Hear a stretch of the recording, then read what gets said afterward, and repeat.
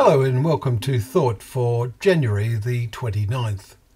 Our readings are Genesis chapters 48, 49 and 50, Psalm 51 and 52, and Romans chapters 5 and 6. And our thought is, in which God delights in. The readings today all challenge us to think and meditate on their application to ourselves. Much personal meditation is called for. Genesis 48 contains Jacob's reflection at the end of his life, his relationship with the God who has been his shepherd all his life long to this day, we read in verse 15. Psalm 51, of course, connects David's outpourings of remorse over his failures, pleading, "According to your abundant mercy, blot out my transgressions." Verse 1, saying to God, "Behold, you delight in truth in the inward being, and you teach me wisdom in my secret heart." Verse 6. The secret heart is the hidden heart David had not been conscious of, which was in desperate need of repair. The Hebrew implies this. Today we would probably talk about inner integrity.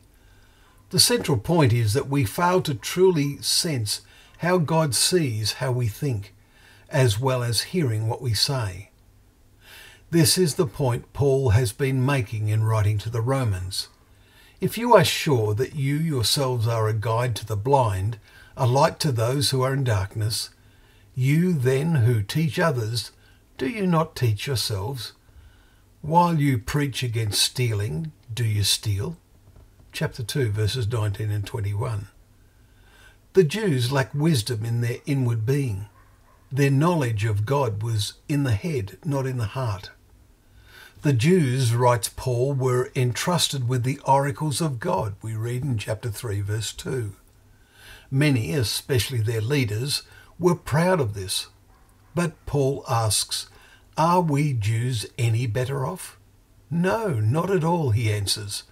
All are under sin, as it is written. None is righteous, no, not one.